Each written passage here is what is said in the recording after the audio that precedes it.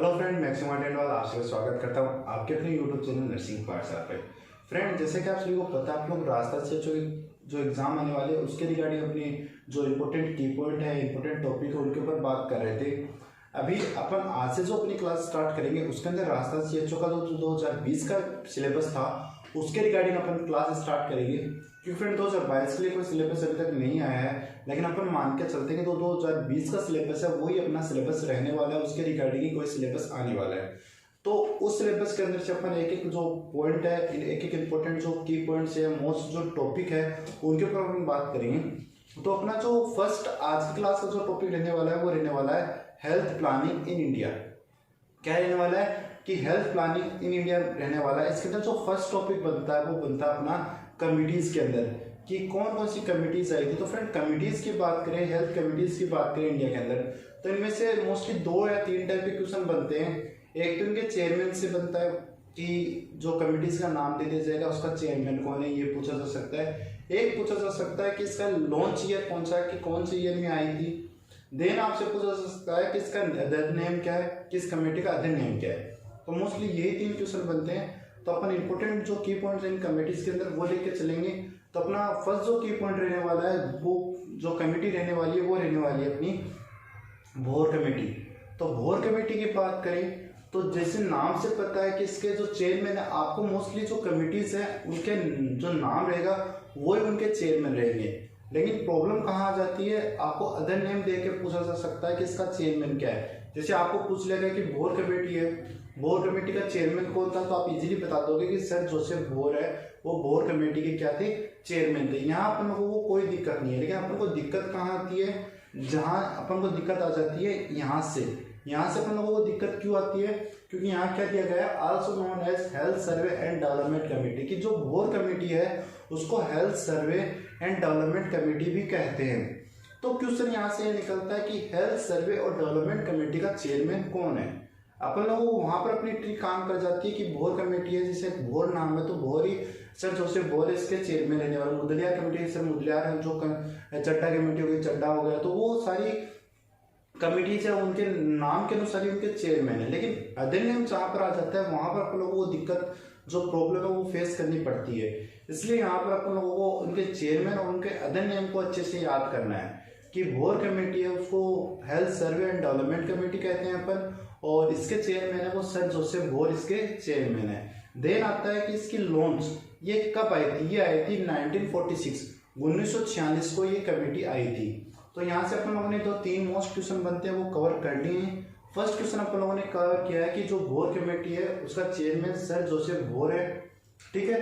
Then अपन लोगों ने cover किया है कि इसकी लॉन्च क्या है, 1946 को ये आई थी। देन अपन लोगों ने कवर किया कि इसको किस नाम से जानते हैं, health survey and development committee के नाम से अपन इसको जानते हैं। और फिर मैं आप लोगों को बता दूं, जो अपन यहाँ स्लाइड पर पढ़ रहे हैं उनके जो नोट्स हैं, ये नोट्स आप लोगों को हमारे टेलीग्राम चैनल पर वहां पर आपको मिल जाएंगे।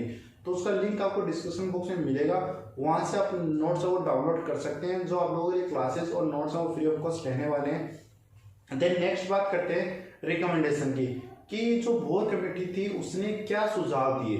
तो भोर कमेटी ने 2 टाइप के सुझाव दिए थे, एक तो शॉर्ट टर्म था, एक लॉन्ग टर्म था।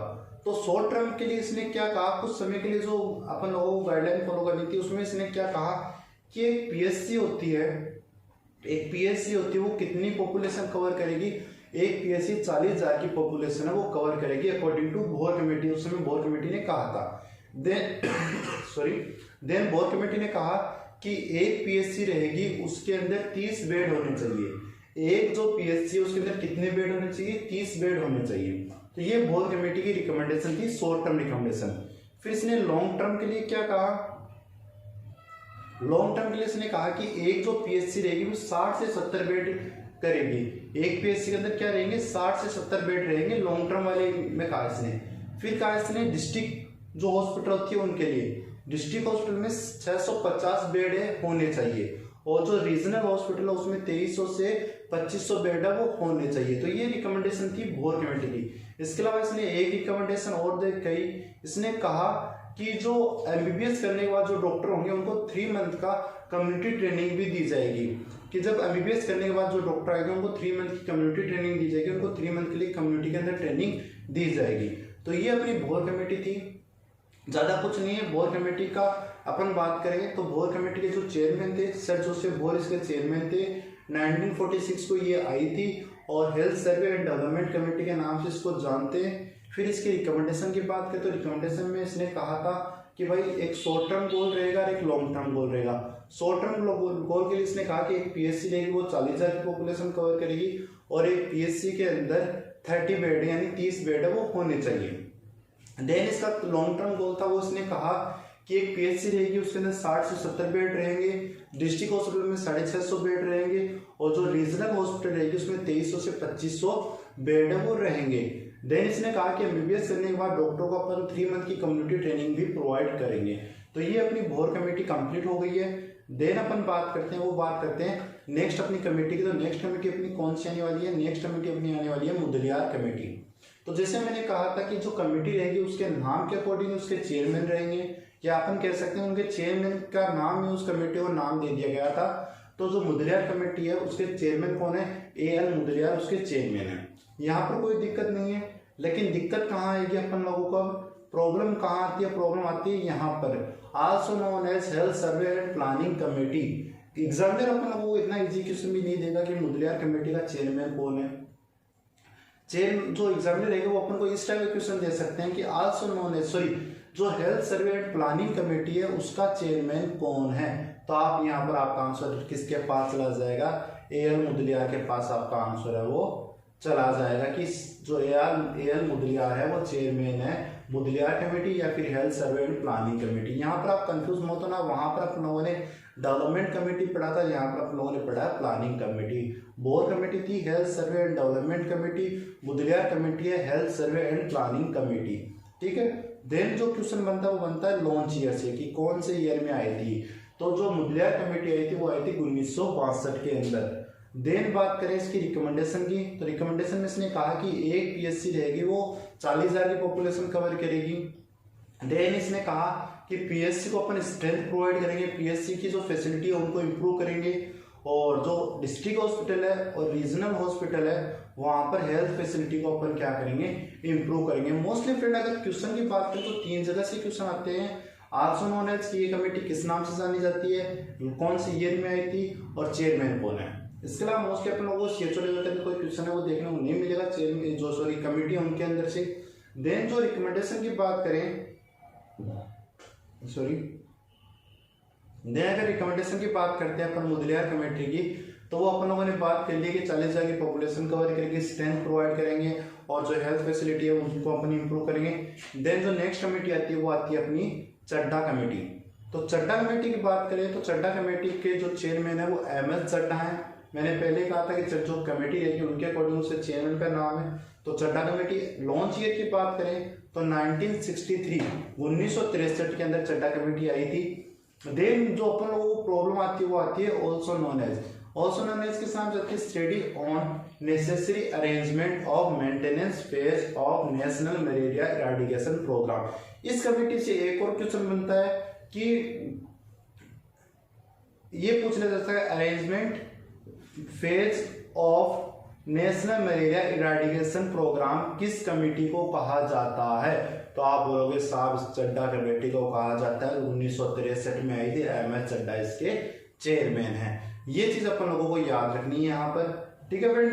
और देन जो नेक्स्ट बात करते हैं इसकी रिकमेंडेशन की, तो इस कमेटी ने कहा था कि जो बेसिक हेल्थ वर्कर रहेंगे वही तो फैमिली प्लानिंग प्रोग्राम का काम करेंगे, मलेरिया प्रोग्राम का काम भी वही करेंगे, जो वैक्सीनेशन है उनका काम भी वही करेंगे, जो फैमिली प्लानिंग है उनका काम वो करेंगे, वैक्सीनेशन का करेंगे, और मलेरिया प्रोग्राम का सारा काम है वो बेसिक हेल्थ वर्कर है वो करेंगे, और 10,000 की पॉपुलेशन को वो क्या करेंगे? कवर करेंगे। ये कहा था किसने? चड्ढा कमेटी ने। देन इसने कहा कि जो पीएससी रहेगी वो मैनेज करेगी मलेरिया प्रोग्राम को, कि जो मलेरिया प्रोग्राम है वो किसके द्वारा हैंडल किया जाएगा? वो पीएससी के द्वारा हैंडल किया जाएगा। ये रिकमेंडेशन दी थी चड्ढा कमेटी ने। ओके। देन अगर हम बात करें नेक्स्ट कमेटी की, तो नेक्स्ट कमेटी अपनी आती है मुखर्जी कमेटी। तो मुखर्जी कमेटी के श्री मुखर्जी इसके चेयरमैन है। ठीक है। लॉन्च की बात करें तो 1965 से 1966 2 ईयर, इसको 65 और 66 आपको यहाँ पर याद रखना है। ये आई थी कौन सी? मुखर्जी कमेटी। लॉन्च ईयर की बात होगी देन इसकी रिकमेंडेशन की बात करें तो इसने कहा कि मलेरिया प्रोग्राम और फैमिली प्लानिंग प्रोग्राम है, दोनों अलग अलग प्रोग्राम है, इसलिए इन प्रोग्राम के लिए आप क्या रखोगे, सेपरेट स्टाफ है वो अरेंज करोगे। चड्ढा कमेटी ने कहा था कि एक ही स्टाफ होना चाहिए, जो बेसिक हेल्थ वर्कर है वही होने चाहिए, लेकिन इसने कहा था कि इस प्रोग्राम के लिए आप अलग अलग जो सेपरेट स्टाफ है वो अरेंज करोगे। देन इसने कहा कि जो मलेरिया प्रोग्राम है उसको डिस्ट्रिक्ट हॉस्पिटल है वो हैंडल करेगी, जबकि चड्ढा कमेटी ने क्या कहा था कि पीएससी है इसको हैंडल करेगी। तो ये भी दोनों चेंजमेंट आ जाते हैं चड्ढा कमेटी और मुखर्जी कमेटी के अंदर। देन नेक्स्ट अगर अपन बात करते हैं, तो नेक्स्ट आती है जुगलवाला कमेटी। जुगलवाला कमेटी की बात करें तो एन जुगलवाला इसके चेयरमैन थे।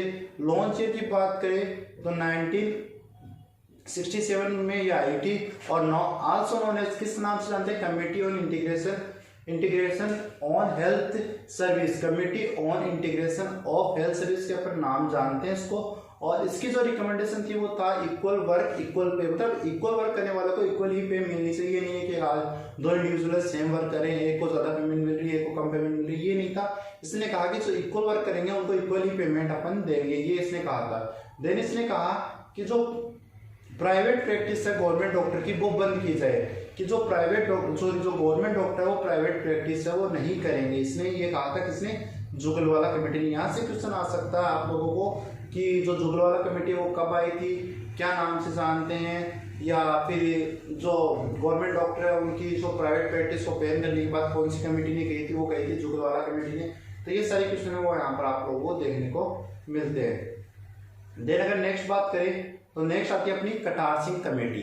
तो कटार सिंह कमेटी की बात करें तो 1972 को ये आई थी। चेयरमैन की बात करें तो कटार सिंह इनके चेयरमैन थे, और किस नाम से जानी जाती है, committee on multipurpose health worker, multipurpose health worker के नाम से जाती है, committee on multipurpose health worker के नाम से ये जानी जाती है। रिकमेंडेशन इसने कहा था कि एएन को रिप्लेस करके इसने कहा फीमेल हेल्थ वर्कर लेके आते हैं, और जितने भी बेसिक हेल्थ वर्कर है उनको रिप्लेस करके इसने कहा कि मेल हेल्थ वर्कर है वो अपन लेके आते हैं, ठीक है। देन इसने कहा एक पीएससी है उसके अंदर 15 से 16 सब सेंटर होने चाहिए, और एक सब सेंटर के ऊपर एक फीमेल हेल्थ वर्कर और एक मेल हेल्थ वर्कर है वो होना चाहिए, और 4 हेल्थ वर्कर रहेंगे उनके ऊपर एक जो सुपरवाइजर है वो अपॉइंट होना चाहिए। ये रिकमेंडेशन किसने कही थी, कटार सिंह कमेटी ने ये कहा था। तो ये सारी चीजें अपनी हो सकती है कमेटी के अंदर। देन नेक्स्ट कमेटी की अगर बात करें तो नेक्स्ट और अपनी लास्ट कमेटी आती है वो आती है श्रीवास्तव कमेटी। चेयरमैन की बात करें तो श्रीवास्तव इसके चेयरमैन थे। लॉन्चिंग ईयर की बात करें तो 1975 को ये लॉन्च हुई थी, और इसका जो अदर नेम है committee on medical education on support group, ये इसका अदर नेम है। रिकमेंडेशन इसने कहा था पैरा प्रोफेशन और सेमी प्रोफेशन के बारे में इसने बताया। एक रिकमेंडेशन इसकी मोस्ट जो आती है वो इसने कहा था रोम। ये क्वेश्चन यहाँ से निकल के आता है कि रोम है वो किसकी देन है, रीऑर्गेनाइजेशन ऑन मेडिकल एजुकेशन, ये देन है श्रीवास्तव कमेटी की। देन आया था रूरल हेल्थ स्कीम जो श्रीवास्तव कमेटी ने दी थी, जो 1977 में आई थी। विलेज हेल्थ गाइड इसने दिया था जो 2 अक्टूबर 1978 को आया था। डाई है वो श्रीवास्तव कमेटी की देन है, और 3 ट्रायल सिस्टम है वो श्रीवास्तव कमेटी की देन है। इसमें पीएससी, सब सेंटर और सीएससी ओपन लॉ पढ़ते हैं। तो फ्रेंड ये अपनी कमेटीज है जो कंप्लीट हो चुकी है। आई होप आप लोगों को क्लासेस अच्छी लगी हो। फ्रेंड अपन लोगों ने फास्टली ना करके अपन लोगों को जो की पॉइंट्स है, जो मोस्ट ऑफ चीजें वो अपन लोगों ने लेके आए। कोई फालतू चीजें अपने इसमें अपन लोगों ने इंक्लूड नहीं की है। तो अपनी क्लास जितनी शॉर्ट रहेगी, शॉर्ट क्लास के अंदर अपन ज्यादा मटेरियल पढ़ने की कोशिश करेंगे। तो आप लोगों को अगर क्लासेस अच्छी लगी तो क्लास को लाइक करें, चैनल पर नए हो तो चैनल को सब्सक्राइब कर ले, और हमारे क्लासेस को रेगुलर देखें। Thank you friend.